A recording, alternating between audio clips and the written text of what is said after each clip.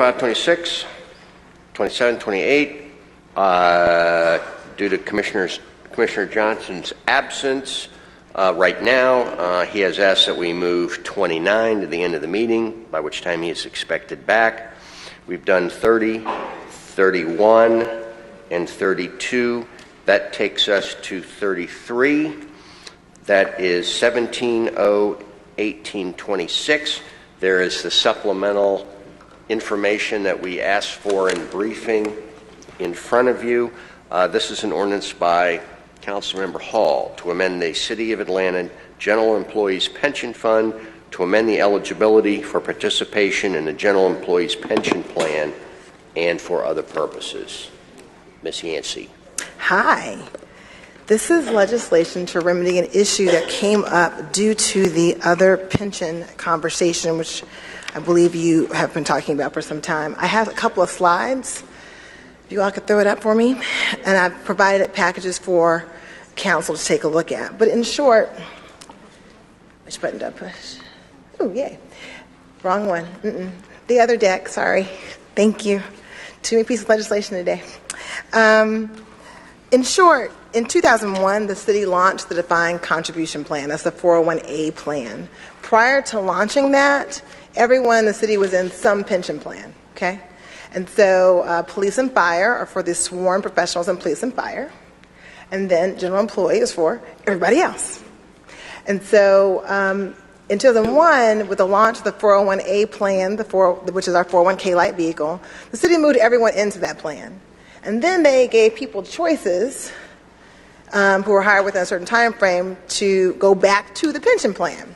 So there's a window of time between July 1 of 01 and July 1 of 2005, where we have a small subset of population, around 289 people, who were either hired into the 401A or had been in the defined pension and kicked out and given the choice to go back in. And so there were some affirmative decisions that had to happen. And really, since that time, we've received complaints from people saying, gosh, I really should be in the defined benefit program, but I can't be in it. Why not? In the Q&A process from the pension board governance conversation, the only question we got was from these people saying, gosh, that governance thing is really interesting, but I'm really interested in how I can go into the pension plan. And so we looked into it to find out, is there a solution to allow, again, this subset of people who were here at the time of creation of the 401A plan, who got kicked out of the benefit defined pension plan and had a choice to come back and in. And the answer is yes, we can create a buy-in opportunity. Now, this buy-in is very important because what we're saying is you have to, one, have been hired and here at that time frame and had the circumstance. So I came in April of 2011. I don't have the circumstance. I don't get this choice. Okay? It's going to be somebody who was there then. Someone who has stayed with us. So they're a long-term employee, right? They have not gone away. And to go into the pension plan, they would have to do a couple of things. Specifically, roll their entire 401A account into the pension plan. That account has their vested piece that they put in and the vested piece the city puts in, right? And then there's a difference in contribution. So if you're in the 401A plan today, you put 6% of your salary in automatically. You have no choices. It just happens to you. If you're in the pension plan, you put 12% in. It just happens to you. There's a difference, right? To buy in, you got to pay the freight. You have to pay the difference in what you would have contributed had you always been in the pension plan. Okay? And keep in mind, when you move your entire account in, you're also moving in your investment return. I'll just tell you the truth. In my 401A plan, I've got a 14% return. Some folks got 22% returns. Some folks have 3% returns. It's based on their investment choices. So when you're moving your account, you're moving everything that goes with it, the plus, the minus, etc., but you're paying the full freight to go in. And so if we were to move forward with this legislation, we would contact the individuals who are impacted. We would give them the dollar amount they would be required to pay in, and we would give them a 5-year period to pay back in. Why 5 years? That's been the time frame we provided for other pension transitions. For example, United Water. When we had employees who left the city because of the privatization, who felt like they had not been given the right guidance around how to handle their pension, they had 5 years to buy back in that process as well. So that's where that 5 years comes from. So essentially, this process gives a vehicle for people who are interested and willing to affirmatively move their money back into the pension plan to pay the difference. In terms of what's required for that to happen, the materials you all have are the required exhibits. That includes a letter from the city attorney, the CFO, and most importantly, I'm an actuary, and Siegel is the actuary for the general employee plan. This will only impact the general employee plan. And what the actuary says, and this cost analysis is there's a required package that came along with you all that you all should have. Theo, the other package, other part of the presentation that was attached, they had like binder clips on them. You got it? Okay, great. So there are two other attachments. One of the required exhibits, you have it, and then the other is the impacted employee list. What the actuary has said is, again, this is their rough and dirty because it assumes sort of everyone comes in. We don't have all the minutiae worked out. And everyone may not come in. Having the option to buy in does not mean you buy in, right? You got to decide you want to do that. But if you go to the last page of it, the third page of it, you'll see a chart. Essentially, what this does is it adds more people to the plan, which is always a good thing. It adds people who are contributing more to the plan, which is helpful for anyone getting a retiree check. You want people put in the plan. Two, the total contribution for the employer would actually potentially go down by 2%, which is good for the city. So it gives people who have worked here, who've been here, who went through that enrollment opportunity with questions, the opportunity to revisit that decision. And it gives the plan another 289 potential participants to be in it. Now, again, I want to caution council, everyone may not want to be in the plan. This is merely giving them a vehicle to make the choice. The last piece of the package you have is a list of the eligible employees. Now, this list does not tell you the title they were hired into. It tells you their current title. So if you can imagine someone who started in 2001, they may have changed jobs. And so we have people who have careers that span time, who've moved in and moved across the city. But when you go through this list, you will see there are people across really every department, every functional area. And again, it just gives people who have been here, not people who came later, people who were here at the time of the creation, the opportunity to fully pay for the right to be in the pension plan. That's it in summary.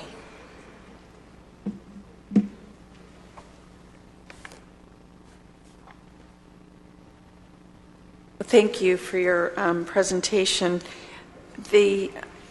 Since I haven't read this actuarial report, what is the city's cost for taking in the additional people? Because the city Right. also pays into the pension Absolutely. plan. So which page has that number on it? So really, it's the last row of that chart on page This 3. one right here? Yes, ma'am. There's always the employer recommended contribution. So every year there's an actuarial review of the plans, and the city is given a number to put in a number of percentage of payroll to put into the fund annually. And what the actuary is saying, and again, let me qualify it. This won't be the final number because this is just an approximation based on the entire population. 10 people can come in, not 289. But what Siegel is saying is that the actual employer contribution will actually probably go down because of the increase in the base of the employee participating. So that's the percentage of projected payroll. That's line 13. If you go to the normal cost, which is line 7 of that same chart, you see the current cost of the plan is around $19,756,000. Columns C and D are the approximations, and again, this is the top end of what the normal cost of each of the plan goes to $22,706,000. But what's important is while the normal cost goes up, the contribution will go down because of the increase in the contributions to the plan. And so there's an offset. So the real expense in this process is going to be borne by the participants buying in. Well, this says it has the expected employee contributions at $20 million, correct? Correct, which is about $2 million more than it is right now. And then it says the employer cost is $1.9 million, right? Correct. And then it's amortizing it? Mm-hmm. What period is it amortizing it over? So when they do the amortization, it's over a 24-year period. So this is which is the period they use for all of our actuarial reviews. So it's 24 years. I thought is it 24 additional years? Because I thought when we reformed pension, we were amortizing the unfunded liability for 20 years. Correct. This is the actual review around the value of the plan. Say that more slowly and in English. Sorry. Yes, we changed that for in the reform process. This is the standard. What Seagulls provided us is the standard measurement they use annually to give us our projected cost for the plan. So that's not from the pension reform piece. This is their actuarial calculation. Okay, so we don't tamper. We don't dictate. They tell us based on best practice and actuarial standards. Okay, so the amount that the city contributes annually to the pension plan is a combination of the normal cost plus the unfunded liability. Yeah, plus any change in experience and exactly. all that. So they give us. So we basically have two chunks to pay. One is determined by the actuary, and the other's simple math. You take the unfunded liability and divide it. So, what impact does the addition of these, what is it, 181 people? 280 or so people. What impact does it have on the unfunded liability? The actual liability will go up approximately $30 million, but the cost Where of is that? That's line 3. The unfunded liability goes up 700. Now it goes from $752 million to $783 million. Column A to column D, line 3. I see line 3. Okay, so the first number is the current plan. So it goes from 752 to 783. Which is exactly. So how do we pay the $30 million difference? It's a pay as you go, and if you continue down the chart, the piece that is the expected employer normal cost is line number 9, which is currently $1.5 million. The normal cost only goes up $400,000. Right, but I think you're missing my point, because there's a difference between the normal cost and the unfunded liability.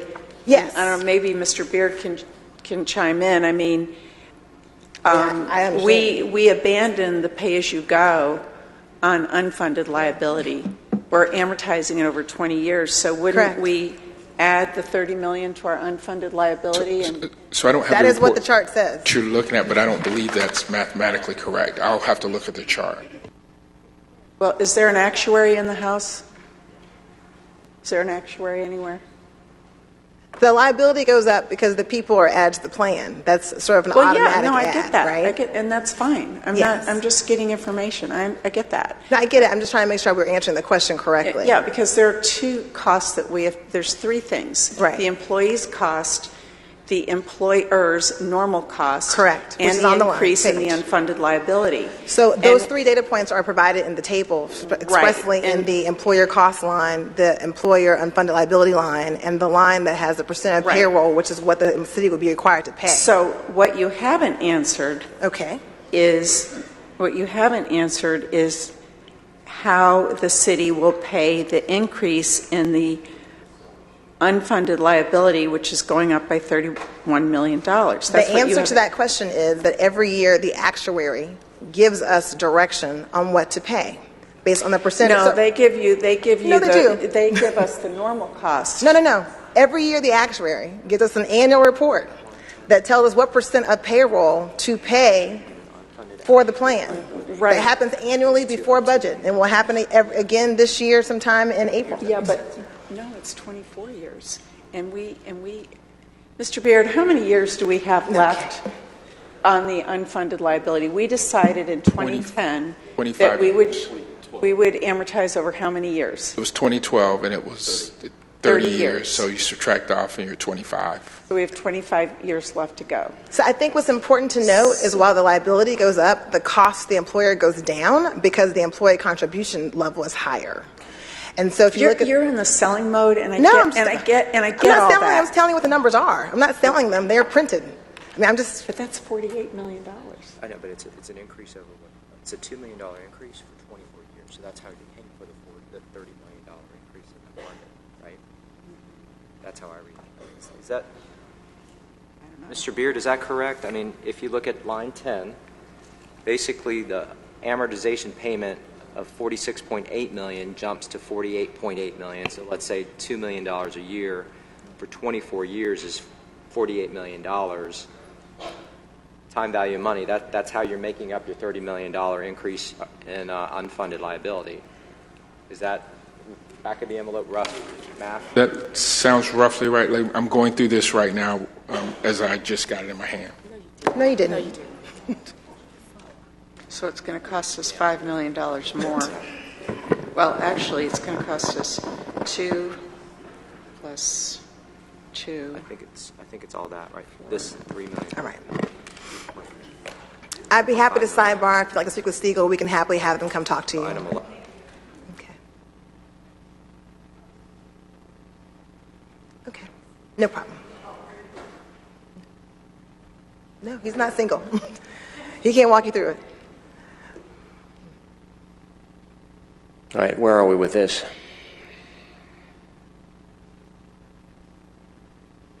Were there people signed up to speak at this point? I was. Okay, Mr. Strachan, we're going a little bit out of order here, so I'm going to ask you to be extremely brief. So Doug Strachan, Chairman of General Employees Pension Fund. It's unfortunate that we're having a discussion like this because you're doing a lot of the work that should be done at the pension boards. I personally am in favor of the objective of this legislation. In fact, I'm a proponent of casting a much wider net, that is extending it to all employees via derating years of service, appropriate employee contributions, and absorbing all those DC funds, some of the elements that are in this legislation. As a fiduciary, however, on the General Employees Pension Fund, I have to articulate dissatisfaction with this process. And we found out about this legislation, board members, yesterday. So the spirit of, again, if you turn to this handout, tab 3, section 3-507, you have an updated version. And I understand there's a little confusion about the old version prior to 2011 versus this new version. Are you talking about governance or talking about this one? I'm talking about this one. Okay, guys. And so the old version of the city charter said that before you took an action, what you should do, or what you have to do, according to the charter, is you had to get a written response from the pension boards, and you had to have a 2/3 majority. It no longer says that, but what it still says is that you have to request their non-binding recommendation in favor or against the proposed modification. And that hasn't been done with this. You guys are the prophylaxis for bad things that can happen in the city, and we're like a subcommittee. We're your prophylaxis for bad things that can happen with the pension. So while we want to see this and we feel for people who aren't in this, we have to make sure that we don't have what happened in 2005, right? We enrich the benefits, and next thing you know, we're looking at pension reform, and maybe the plan goes away. So while I think all of us are in favor of extending the benefits if we can, they must be funded. And I don't think that's clear, and not only is it not clear, but we haven't followed our own governance issues. When we don't follow our own governance, we run into problems. So actuarial report, I haven't seen it. I haven't been able to analyze it. I'd like to talk with the actuary before anything's done. And for that reason, I'm asking you, while my heart embraces this, as a fiduciary and as the chair, I'm asking you to hold this until we can comply with 3-507 as well as talk with an actuary in person. Okay, thank you. And let's develop that. I'm going to go ask the law department to respond to that. Ms. Moore, did you want to go first? Okay. Good afternoon, Kristen Dennius, Law Department. The question about the charter provision 3-507, while I appreciate Mr. Strachan's concerns, those requirements are what must be present before a final council vote. So the request for the written communication to the pension boards requesting their input is just that. It's a notification provision. It was changed in 2011 for a variety of reasons that I'm not sure are important right now, but from a procedural standpoint, those are the items that must have happened in order for council to be able to take a final vote on the legislation. The piece that we're talking about right now, the written communication to the pension boards requesting their input, doesn't require that the council receive their input. It's just a requirement that the communication be sent. Has such notice been sent? I don't know. So the pension board is aware of this. We actually had an email exchange, and the intent was to go back to the pension board. We received the actuarial report today. It's being distributed to the pension board today. And the request I would ask the council is that we allow the legislation to move forward without recommendation or on condition, so that it can be considered on Monday in full council. So is the actuarial report on hand now, or Yeah, is we coming? literally got it today, which is why the pension board hasn't received it yet. They are receiving it today. Ms. Strachan? So the pension board doesn't meet until the 6th. But they could, because we represent a third of it in this room. And So, they have So to- yeah. I understand your point, Ms. Strachan. You're talking about, the spirit and the intention, as opposed to what could happen Right. if people wanted to go in that direction. And- That's what I'm hearing from the law department is, if people wanted to go in that direction, they probably could. Ms. Moore. Mr. Chair, one thing, and then Ms. Moore, I defer to you entirely. There's no desire to not hear from the pension board, and the expectation, given the makeup of the pension board and the fact that this is a positive action, is that we'll be able to have that board consider this conversation before the full council vote. Okay.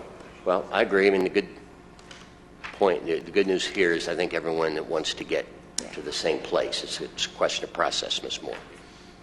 Well, I'm sure I'm going to have this concern with a lot of things. These pension papers this is a good direction, because there are people who, and I understand why, would certainly want to be in the defined benefits program. I do think that if we're just going to vote on it now and vote on it at the next council meeting, what's going to happen is we may, and I'll say the word may, end up with unintended consequences. These issues are not just that cut and dry, and I think that we need to have adequate time to deliberate on them.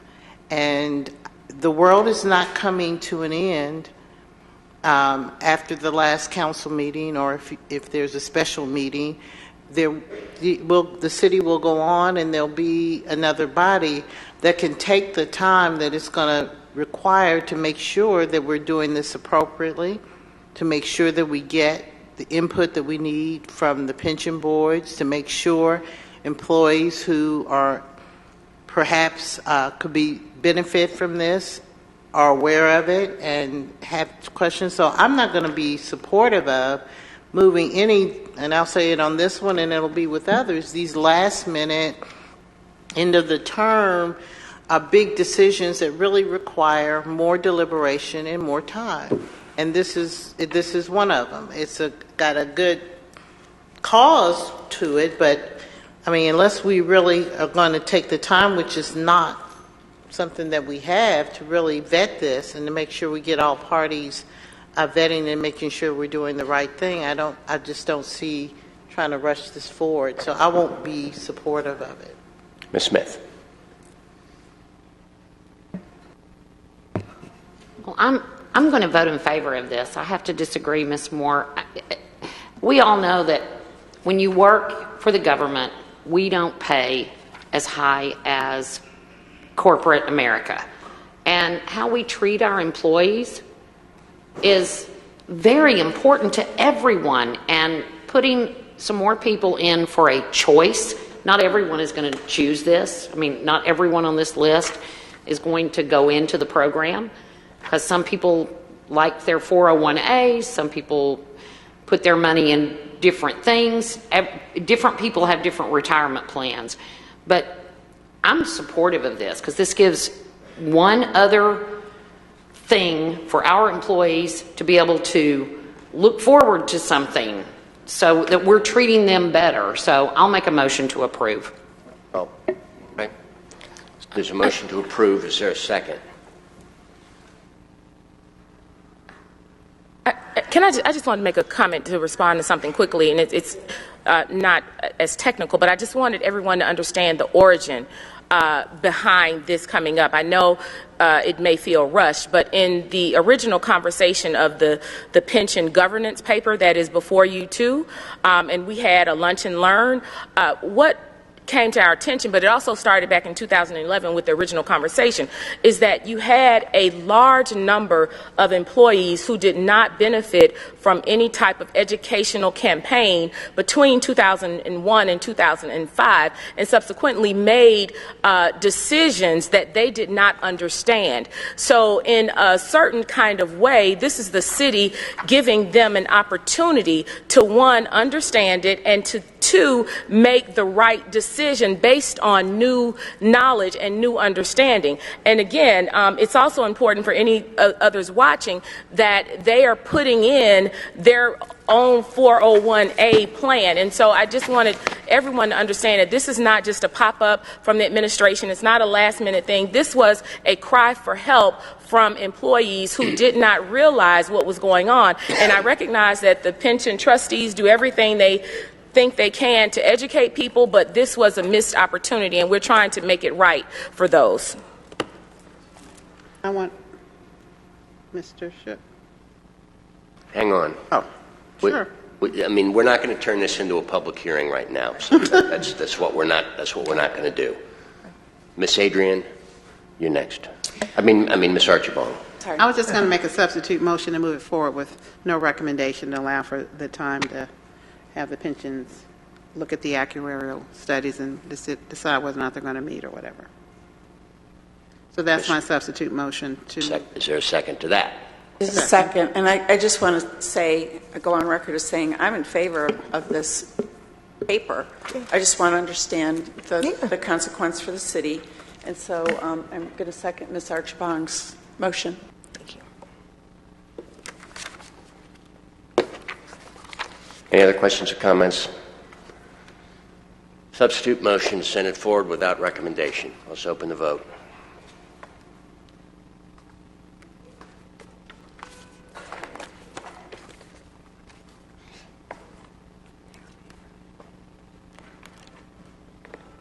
Okay.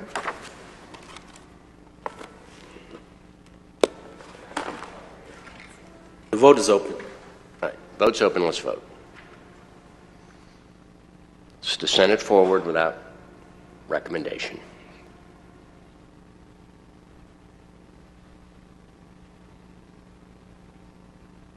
Vote is closed. 5 yeas, 1 nay. This item is moved forward with no recommendation. So I just want to make sure I know exactly what is going to happen on this between now and Monday. What additional actions are going to be taken? What additional information we're going to. The actual report's being sent to the General Employee Board today, okay. And was conferring with the chair and with the pension board's external counsel about how to move forward to ensure the board has time to review it, to opine prior to the Monday meeting. Thank you. All right, and I guess I have to add, just for the record, for some people who weren't around, one of the reasons that people are feeling squeezed and rushed here is an unfortunate byproduct of some past history where some past boards intentionally did not meet. And so, to be honest, that's why we're here now, struggling with this. All right, that takes us to... Okay. Now, it's been brought to my attention, and we've got a lot of very interested pension board people and who are here and have been patiently waiting through all of this. And I'm told that some of them have to leave, which is understandable. So if there's no objection, let's bring forward held item number 94 on page 37.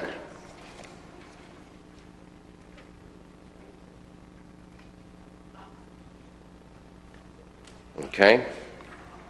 Page 94, and I'll read the caption. It's an ordinance by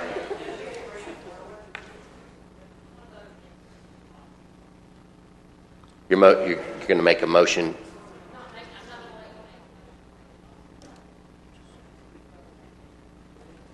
Okay.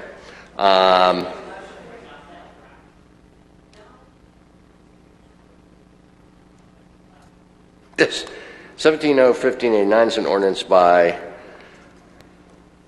Martin and Shook is substituted by Finance Exec to amend the governance of the City of Atlanta General Employees Pension Plan, Police Officers Pension Plan, and Firefighters Pension Plan to consolidate and restructure their respective boards of trustees without changing employee pension contributions or retirement benefits for the purpose of incorporating industry best practices and enhancing investment returns, and for other purposes.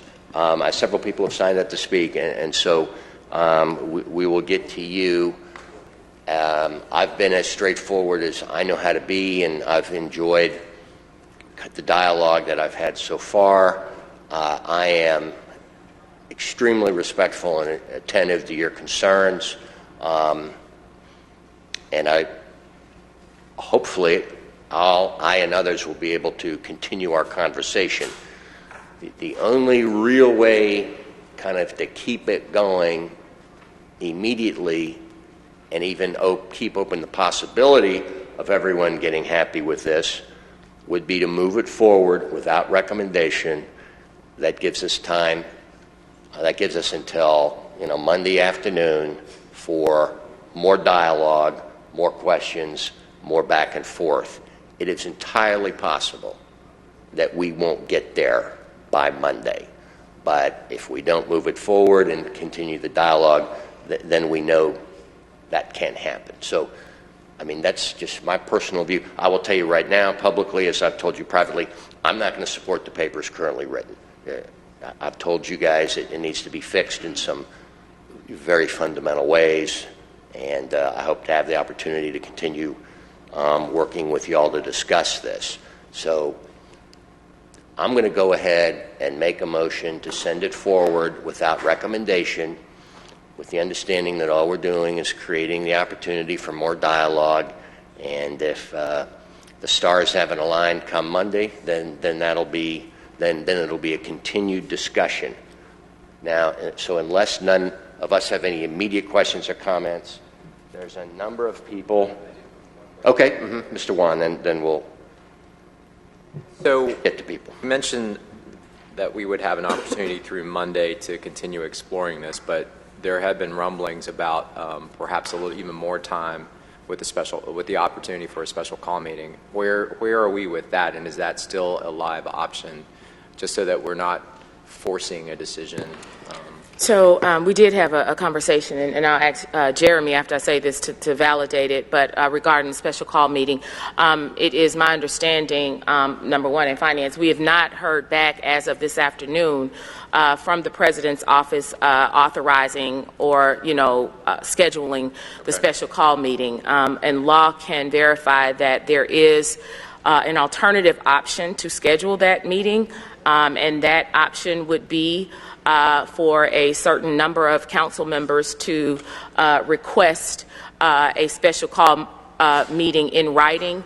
And so I think that at the end of this meeting, it was going to be discussed and potentially, I know finance was really interested, because the special call meeting, barring anything else that would be on there, it has to do with a bond deal, and it's very time sensitive. So we definitely need that, and I think that finance and law would be providing council members with the justification, as we requested, at least 7 of you all sign on having a special call meeting on the 13th. That's helpful to know. I think we want as much runway as we can, or that we can give ourselves. So thank you. Thank you. Well, just so for me personally, I'm being wildly optimistic and going out on a limb, holding open the possibility of getting something done by Monday. Let's remember now, that kind of vote would require a 10-vote supermajority, and you try to call a special call meeting when it's just all over and everyone's left. I do not see that happening. So for me personally,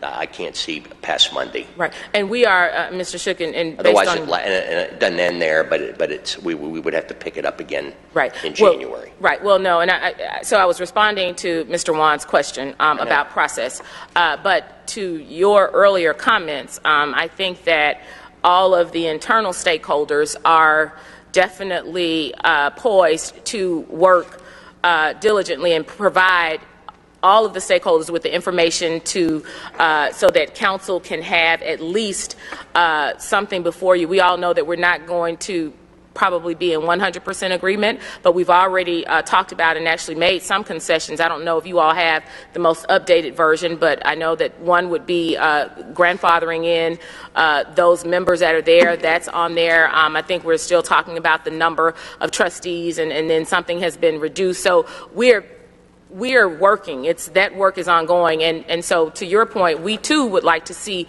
Monday happen, and we're going to do everything on our side to do that. Hi, Ms. Adrian, and then we'll get to our public comment. And the effective date is 2018, right? Yes. Okay. Okay, so signed up to speak are Doug Strachan, Peter Chan, Bud Light, Brent Hollander, Paul Gertis, and Katie Reister. So to the extent that you can sort of prevent overlapping comments, that'd be great. Ms. Strachan, you're up. It won't take too long, but you have a folder in front of you, and it has tabs on it, so I just go through those quickly. You may wonder what some of them have to do, and I'll explain what they are. We just came out of a situation here that we've been dealing with, a multi-year debacle with a certain investment that we had. And this is one of these investments that all of the very highly paid, qualified people didn't catch. It was only, a few trustees that shone some light on this and went to the SEC. And after nearly 4 years of effort, blood, sweat, and tears, there's an SEC resolution. There's a disgorgement. There's a barring from any more investment activities. And what partially caused that debacle was two things. Maybe lack of following existing governance protocol, and maybe lack of adequate governance protocol. I can tell you the lack of adequate governance protocol has been resolved by rigorous looking across the nation at other bylaws and changing our bylaws and the way we approach decision making within the board. So I think if we had that in place back then, we probably could have avoided this. Going to this whole concept of governance and following the governance that we have, there was just a lawsuit the city won, Borders versus the City of Atlanta. And there was one before that, I think it was Southwestern States versus City of Atlanta that the city lost. And looking at the summary judgment numerous times, it seems that one of the key reasons the city lost was not following its own governance procedures. So I'm going to go back just one more time to Section 3-507. We haven't seen an actuarial report that articulates the savings. You guys know I've said this on the record many times. I've spoken with some of you individually. Ms. Smith, we talked about it. Mr. Wan, we talked about it. Mr. Shook, Ms. Adrian, a number of people that I am, as a fiduciary, highly interested in preserving capital.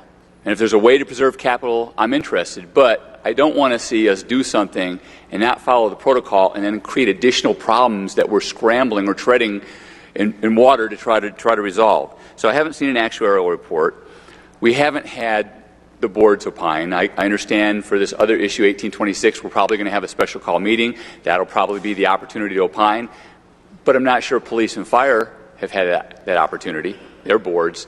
And then there's this other issue in 3507 that has the school board needing to weigh in as well.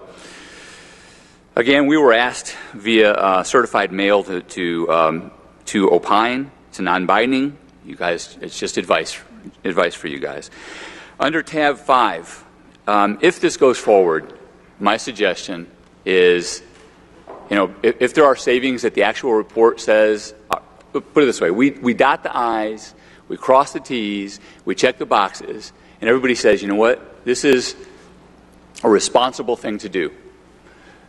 What I'm suggesting, for the record, in this Doug Strachan version of the legislation, I'm not speaking for my board, I'm not speaking for fire, I'm not speaking for police, is that You have 3 members from police, 2 active, 1 retired, 3 from fire, 2 active, 1 retired, 3 from general, 2 active, 1 retired, 2 from APS, 1 active, 1 retired, 2 ex officio positions, the mayor and CFO, and then 1 appointee by the mayor, city council member, and 1 appointee by school board. That's a 15-member board.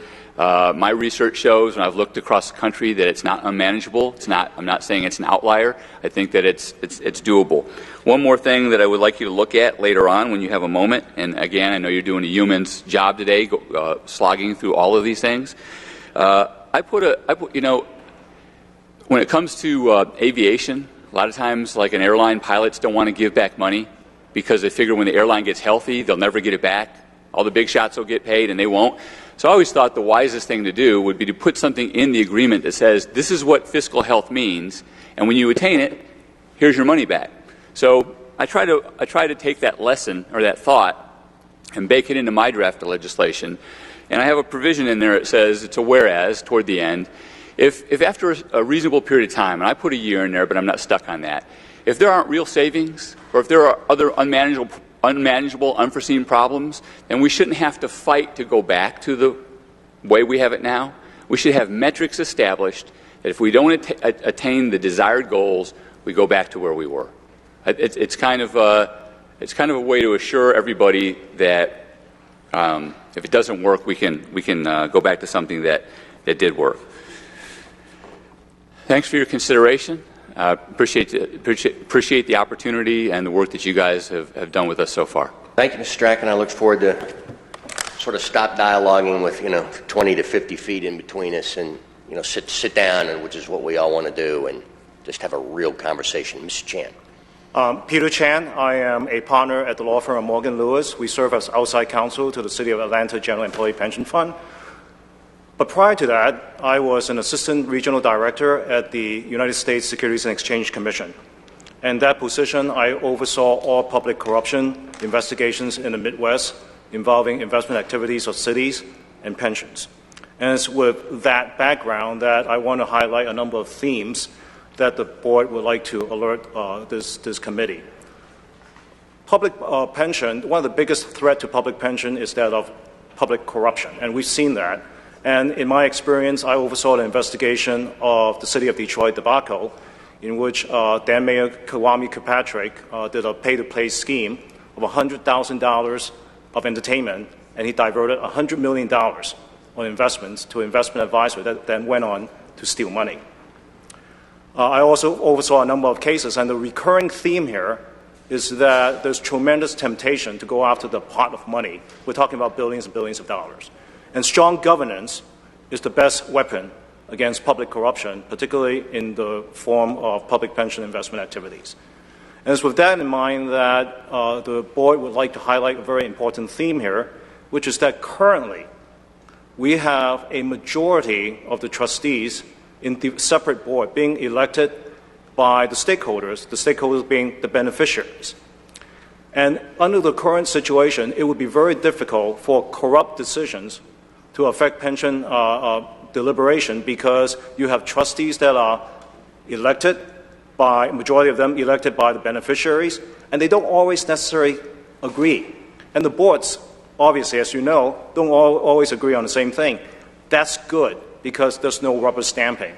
And one of the biggest concerns we have with the original proposed ordinance, which is the concentration of power of the office of the mayor to appoint a majority of the trustees, is one of the most serious concerns we have, because that's bad governance. We understand that there's been discussions about changing that, and our point is, whatever the function, whatever the permutation, we really believe that there should be strong governance in the sense of allowing the stakeholders, which are the beneficiaries, to appoint or to elect a majority of their representatives, the trustees.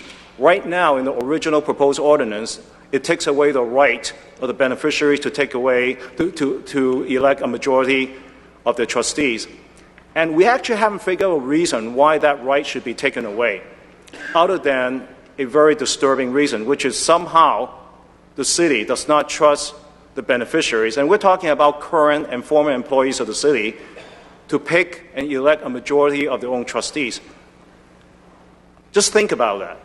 We're talking about a lack of trust of people who are at the same time entrusted with keeping the city running, keeping the electricity going, and to talk about our colleagues at police and fire, police officers and first responders who are entrusted with the safety of the residents of the city, and yet somehow, with this proposed ordinance as originally designated, these people are not trusted to elect a majority of their own representatives to take care of the retirement funds. Again, the theme here is strong governance. Public corruption is, unfortunately, one of the biggest threats to public pensions. So I encourage you, as you deliberate, to focus on strong governance. Efficiency, for the sake of efficiency, is a danger, particularly when you're talking about billions of dollars. Thank you very much. And I'm sorry if I didn't make it clear, but the paper is currently configured. We all recognize that that needs to be fixed. And now I'm going to acknowledge Mr. Beard. I need to push back a little bit because I've heard two people try to say something about corruption. And as a member of the pension board, along with Ms. Yancey, I take great offense to that. While I am not a participant in the plan, I represent the members of the plan without prejudice and in a basically very transparent manner. So I take personal offense to this notion about corruption, particularly when you talk about a body that I sit on. So I just, for the record, it's just, I don't know how to say it, but it's just not cool. There's been no hints of corruption by Ms. Yancey or myself and any of the elected officials in their capacity. So I just want to push back vigorously about this theme that I've heard twice so far to talk about corruption. So that. I would just echo that. I think Yvonne Yancey, Commissioner of HR, I sit on the boards as the mayor's designee. I would just echo that I can appreciate that we're having a healthy discourse on form and function, and governance is important. There have been a myriad of conversations now in public about this topic, and I hope that it will come to a close in a positive way. But the suggestion or the discussion of elected officials who are now in jail or funds that have been raided is beyond the pale, and it's more than offensive. Because we keep talking about it like it happened here. And it hasn't. Because we've been proactive, we've had good governance, council has been involved, we've had lots of employee participation, et cetera. So I think if we could try to keep the discourse on the matters that are germane to this entity, that would be great. Because I would hate for the soundbite to be the lawyer that represents me as a member of the board talking about a mayor who's in jail. Well, we don't have one. And our funds actually have been protected. So I take offense to it as a member of the board. I take offense to it as someone in my capacity. But I think everyone that works here should be offended by the notion that anyone would suggest that these funds are in some sort of jeopardy because of corruption or fraud, because they're not. They have been managed. And I think that we can disagree on how we can proactively manage them better in the future, and that's the point of this conversation. But the assertion or to go off the cliff around fraud and breaking laws is offensive and, something I will not miss when I leave this entity. All right, thank you. Yet another example of why we need to get past this and sit down and talk about kind of what's important. Bud Light, followed by Brent Hollander. Thanks. Richard Light, Vice Chair of the Atlanta Police Pension Board. Some of you already know me from a couple weeks ago when I spoke. But I talked to Mr. Shook a little earlier today, and one of the questions that I asked him was, have you had any or seen any numbers from consultants, actuaries, money managers, or anything that would help you out making decisions as far as the savings and administrative costs? And the answer was no. So I think that would help if you were able to look and have something in writing from other consultants around the country and help you out with these things, because you don't have that to go with and to help make your decisions. I don't know how you make those decisions if you don't have something in writing from other consultants around the country. Same way with the actuaries. And at the training a couple weeks ago, or the meeting we had here, we talked about, I think Adrian talked about audits and our actuaries, and she wanted maybe a second actuary to kind of back up the initial actuary.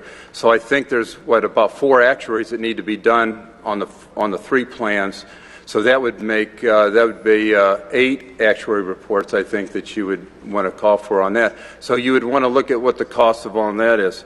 And the other thing that hasn't been talked about is if you get a new chair on the super board, that would be somebody that has an expertise in this field and so forth. What would that cost be for a consultant to oversee the other consultant? So you're going to have a consultant that gives you all the data and what's going on in the economy and so forth, and then you're going to have a chairman that specializes in that too. So that's going to be a big cost that you're going to have to pay somebody to come in and do that also. So they're not going to do it for free for 3 boards. It's just a lot of work. It's a lot of time, and there's a liability on top of that. Thanks. Thank you. Brent Hollander, and then Paul Gertis. Brent Hollander, Vice Chair, Firefighters Pension Fund. I would like to say thank you to Mr. Beard and Ms. Yancey. I've worked with you the last 4 years, and it actually has been a very good relationship. We have not really had disputes over anything. They have done their fiduciary responsibility to the fund. But with that, I think the law department even confirmed at the meeting a couple weeks ago or a month ago that there was corruption that did occur in the late 90s, and that's part of what led to and came out of the southern states. Well, no, that was a criminal act. Yes, but we'll leave that out. It's been purported that the goal of this 11th hour legislation is for cost savings and investment expertise. But it's clear that the real goal of this is to allow the mayor and council to take control of the pension boards. We've talked about how this is being changed, and you realize that the makeup of the trustees is not correct. But every version I've seen of this so far gives the city a supermajority. The latest version, even the amended one, has 7 appointments and only 4 elected members. This dilutes the votes of the elected trustees, making them insignificant. By no way am I saying that I want myself or anyone else to be grandfathered. I'm actually one of the people that has gone out and become a certified trustee, so I don't want anyone grandfathered. I like that part of the legislation.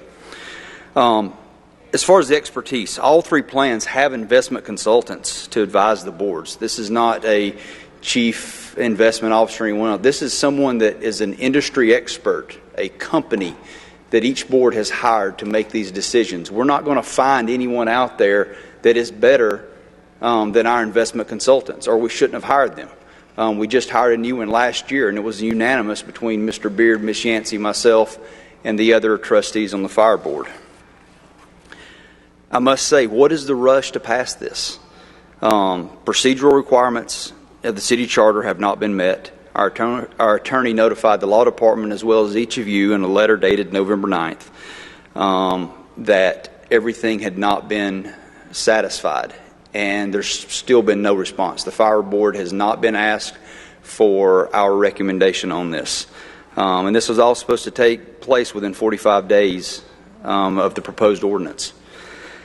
Most important, it's supposed to be a written report from an independent actuary. Has this been done? I haven't seen it. Have any of you? Sir. It has been done? Which actuary was it? It was distributed to council members and it directed to the council president. The gentleman's name is Noor Raja. He is an actuary, and the report is in front of me. Okay. Once again, that would have been a great thing for the board to have. Once again, I ask, what is the rush? Why can we not take the time to do this correctly? Ms. Moore said it very eloquently earlier when she talked about the other pension proposed legislation is, why can't we take the time to look at this and do this the right way? I ask that each of you consider this.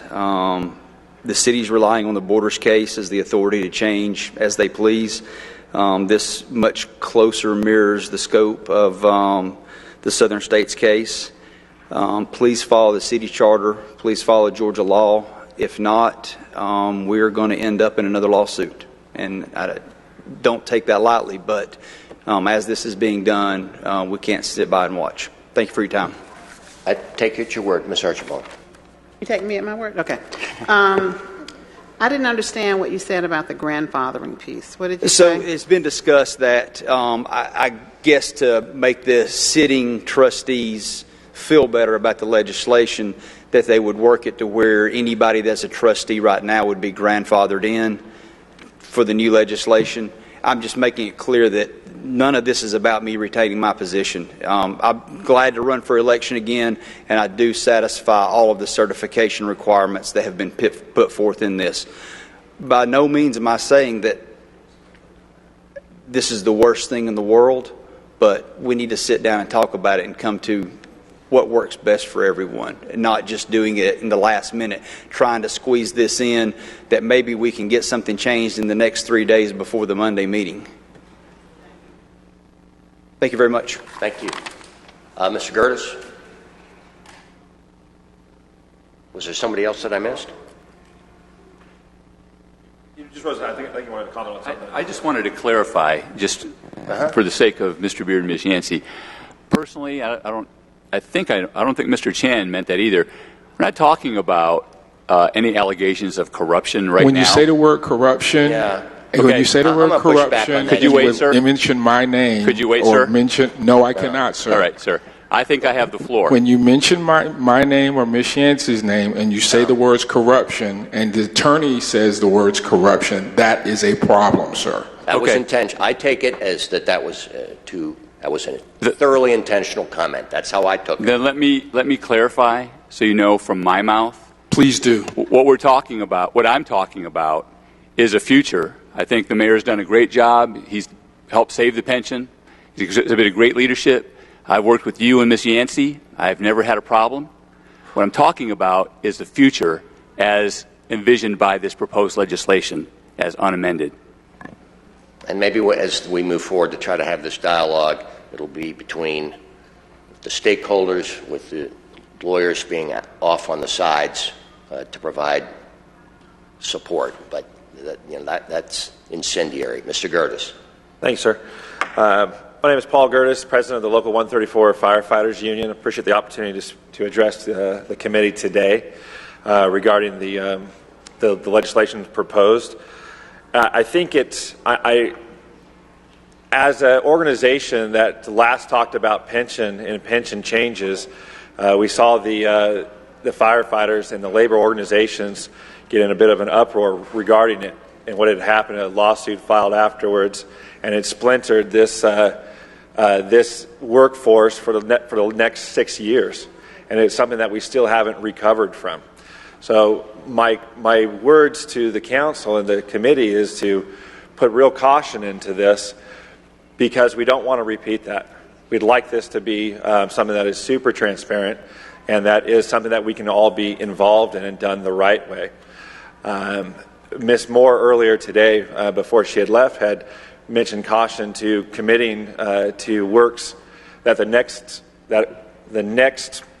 city council and or administration is going to take on. I feel like that is one of those here. We will have a new mayor in 6 days, and we will have new city council members, and the decisions that this council is making, I know it's in front of you now, so you have to make a decision with it now, but these are decisions that I feel that should be talked through with that administration and that city council board. It being because those are the commitments of the city council members and the current and that future mayor. One of the other cautions on top of that is that I had heard in forums and committee meetings is the participation level of the city council member at these pension board meetings, and they have been very dismal. This current the paper that's in front of you is committing 5 to 6 city council members to these, and there's been a pattern of lack of participation. You know, I hear Mr. Beard in the back. I agree with the corruption. I agree that that's something we shouldn't be talking about. But let's talk about participation then. Are we going to have a commitment and a participation from the board members? At the current moment, we have 6 members, and the commitment has been made by the Fire Pension Board, and I can speak with them, and I believe by the Police Pension Board, to be at the meetings and to participate and to do the work. And they've committed, and it has flourished. And the pension is in good positions, It's because of the efforts and the works of the committed members that are participating in these. And I think that the committee here needs to take that into consideration, making those decisions. I appreciate your time. Thank you. All right. Well, thank you. And I will say publicly what I've told some of you privately. What I want to see, whether it happens this month, next month, whatever, is a recognition that the current plan, the current process of having these council members was a well-intentioned failure. And so I want, if there is a super board, I want there to be at most one. That would be, or my designee. Now, we've got Katie. I have something I want to say. Oh, I'm sorry. I know Katie Reister. Yeah, I want to take a couple exceptions to what I just heard. One, when you talk about participation, this particular union does not represent 50% of the firefighters. So let's talk about participation for real. They don't have an MOU. So I appreciate him talking, but I think the role of participation, and if he is going to come back to the mic, I don't think I don't want to debate you. I said something factually, and I'm not going to debate you. I'm not. I don't have to. I'm just making a comment that I want to make, that I'm not debating you, sir. I was standing to give you your recognition, ma'am. What is that? I was standing to give you your recognition. I get my recognition without that, but I appreciate your doing that. Thank you very, very much. But participation, right? So let's make sure that we're hearing from folk who have the requisite standing. And I appreciate the people that you are speaking for, but if 50% of the firefighters are not part of your group and you don't have an MOU with the city. So I just want us to clarify that when you emphasize participation, what your grandma say, pot calling the kettle something else. The other thing I take exception to is that we're going to serve until our last meeting. We don't have to say that because there's going to be a new mayor, and it's not going to be in 6 days, it'll be in January. And until then, we have a sitting council with responsibilities, and we take them seriously. And so I just wanted to make those 2 points. Thank you. Thank you. Katie Reister. Hi, Katie Reister, IBPO board member. I'm here on behalf of the IBPO to request that the legislation be held in committee until all the questions are answered and all of the language is correct. The legislation makeup currently is giving the administration just too much power. The employees need equal representation to assure that the employees have oversight and can have faith in the members that what they're doing with their money is just going to benefit. That's all that we ask. Also, can we just have the updated version of the actuary and this legislation be emailed to Ken Allen? So the legislation has not changed since the original. There's been a lot of discussion about the manner in which it might be changed, but there are no other versions out there other than what's already online. And in terms of the report, how is the report to be made available? Has it been? If you could email that to Ken Allen and Stephen Zigai. Okay. Well, is there a way to put it on?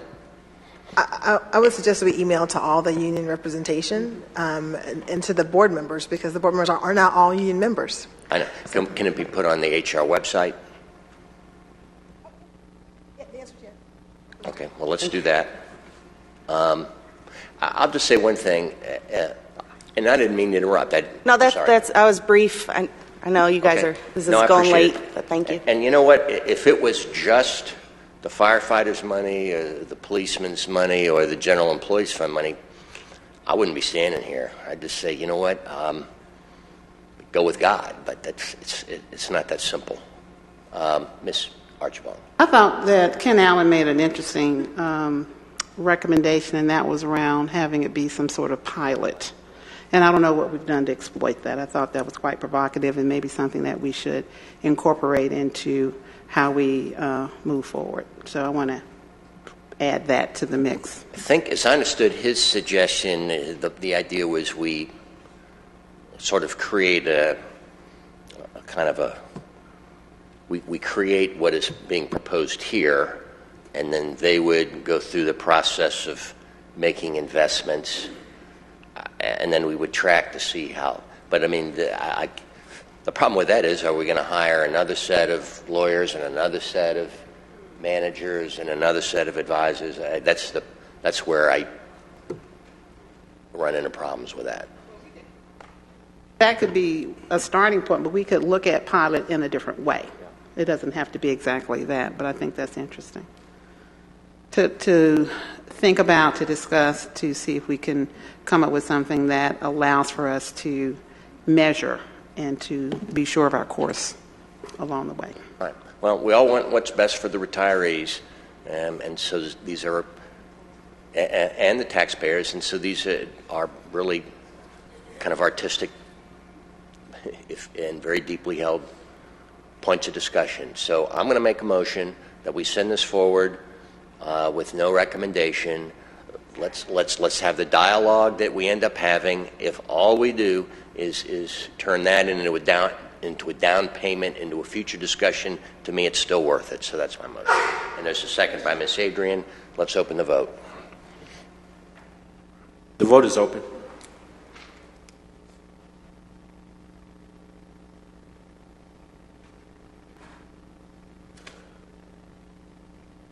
The vote is closed. 4 yeas, 1 nay. This item's moved forward with no recommendation. All right, thank you. And I really do respect and appreciate all your comments and your patience here today as you sat through all of this. Mr. Chair, can I make sure that we are concurrently exploring all necessary avenues for that special call if necessary?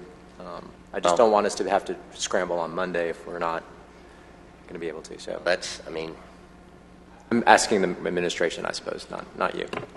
Finance will reiterate its request and see where we are in that. I'm not sure as I sit here. I mean, the bond sale is going to be just an open and shut. We only need 8 people. That's going to be yes, sir. Easy. Well, yes, sir. Yeah. On behalf of the administration, we will definitely explore all options. All right, thank you. That takes us substitute for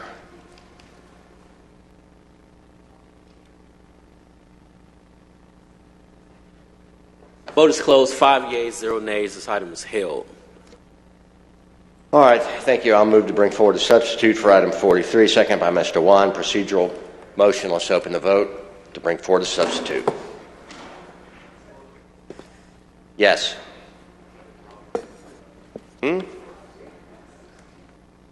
it's separate. They were handed out separate. Mm-hmm. There's a substitute. All right, everyone vote to bring forward a substitute.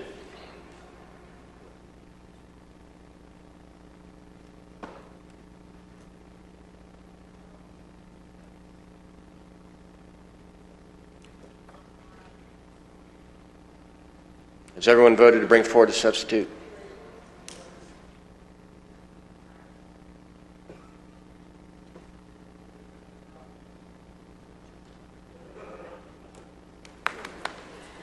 Have we voted? Who hasn't voted?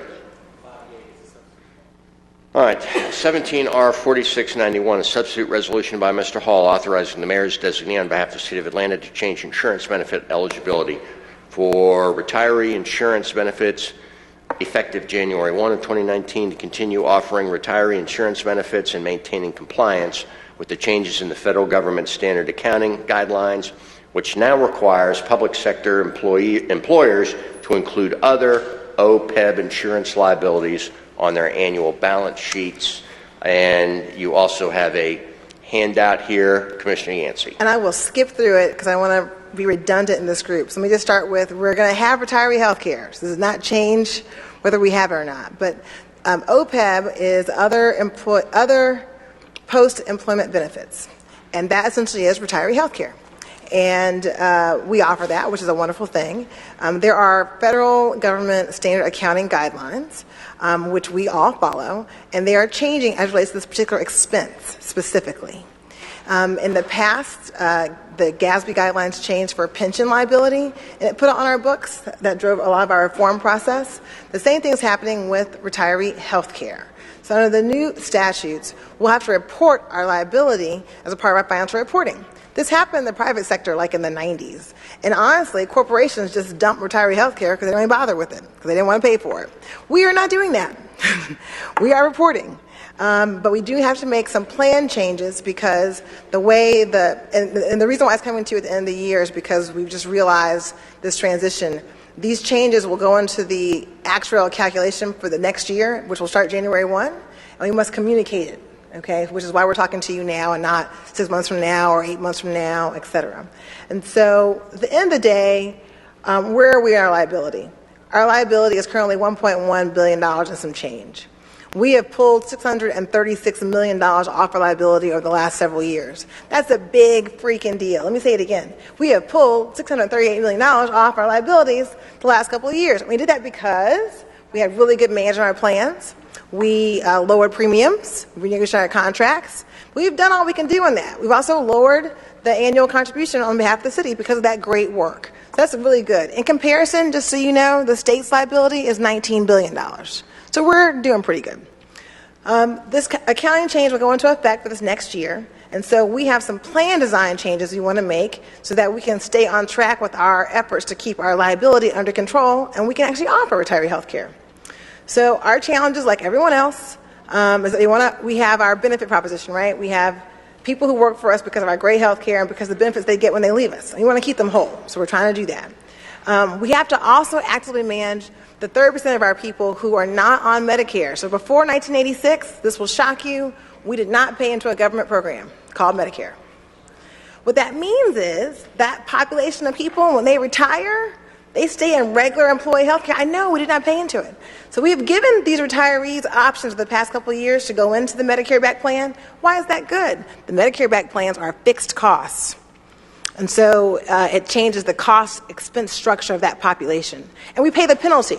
They don't pay the penalty, we pay the penalty. It's cheaper to pay the penalty than to keep them in our health care.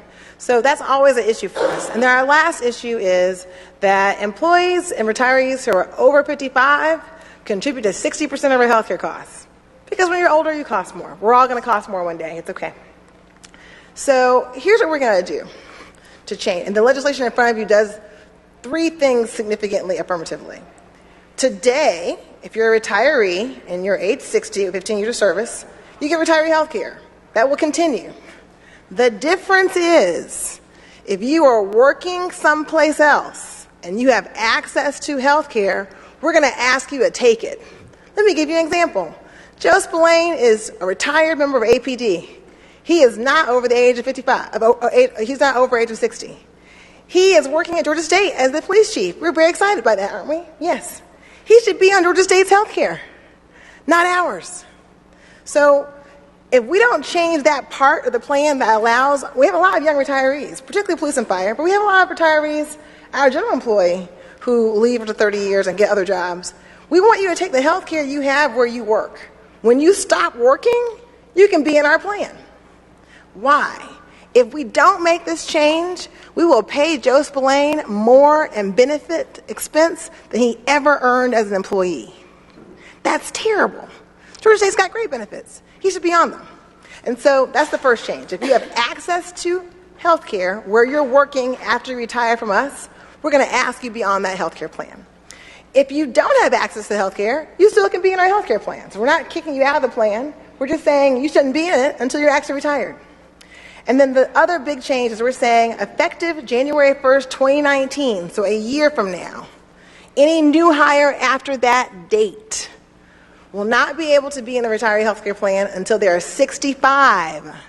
And then they'll be in the Medicare back plan. 65 is normal retirement, people.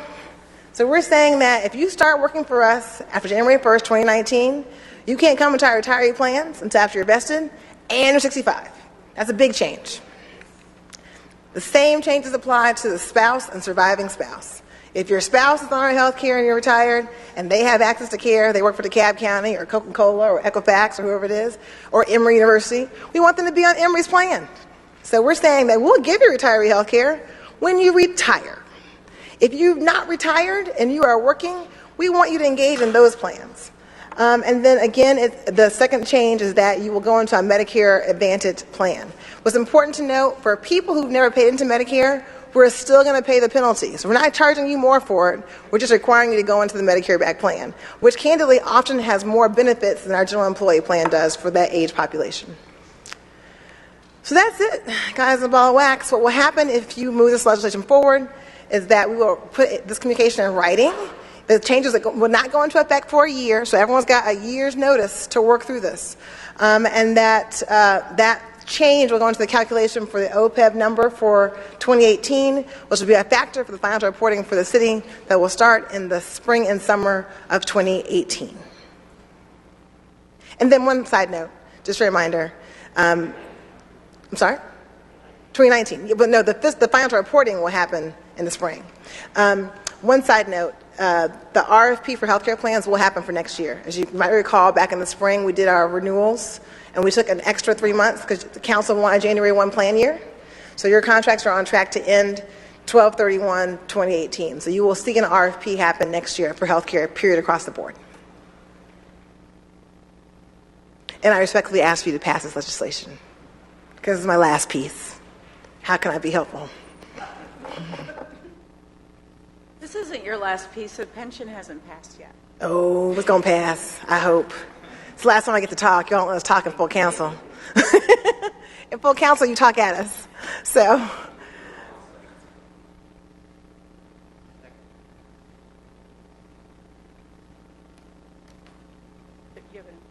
No. It's a really good thing. Sorry, was there someone signed up to speak to this? Oh, come on. Ms. Reister, how you? I'm sorry. Hi, Katie Reister, IBPO. Just going to be brief and touch on this again, that this legislation needs further discussion and research to see what the employee's impact, exactly what it would be on the employee. We believe this is an issue for the next administration, and it's kind of hastily being pushed by the soon-to-be old administration. Also, just want to touch on Joe Spillane real quick. He did 30 years in the city of Atlanta, and I think he deserves any insurance that he wants. That going forward, that's anyone that does 30 years. I'm sorry, who? To the city of Atlanta. Oh, we agree. Joe Spillane. You were out when she touched on Joe Spillane. Oh, okay. But he served here for 30 years. He did a great job, Absolutely. So I disagree with you there. No, we agree. I think Joe Spillane did a spectacular job. I'm just saying that when he's really retired, he can have a health care that he earned. But when he's working someplace else and double dipping, he should be on their health care. That's what I'm suggesting. Not just Joe Spillane. I'll use Commissioner Ransom, the person that was here before I got here. We got a lot of employees who are in Chapter 2 with other employers. And they earn those benefits. The way they keep having those benefits is that we can afford to give them. Okay. And that this change allows us to do that. Can I ask you a question? Did you say no? What? So, using Spillane as an example again, so... And I don't want to pick on him because he's a nice man. I didn't tell him before. Let's use Ms. Ransom. She's a nice lady. She's nice too. So, if you are with an employer yes. and health benefits are available to you, yes. and then you, according to this proposal, then you would take advantage of that health care plan. Absolutely. And then when your employment there ends, are you able to come? You can come Absolutely. back. Okay. We unequivocally, and be really emphatic, are ensuring that when you're retired, you will have City of Atlanta retiree benefits. We're simply saying that if you're on Chapter 2, as we call it, and you're engaged in employment with access to care, we have employers who are working without access. So they could be working, but they might have health care choices, right? If you have health care choices, we're affirmatively saying you will take those choices. All right, where are we? We had a motion and a second. If there's nothing further, let's vote. Vote's open.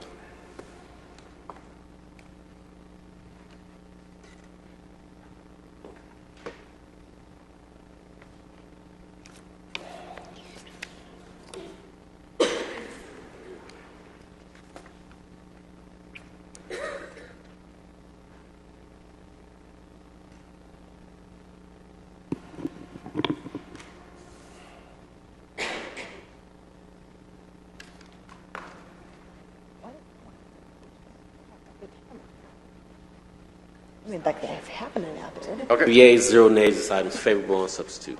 Thank you all so much. All right.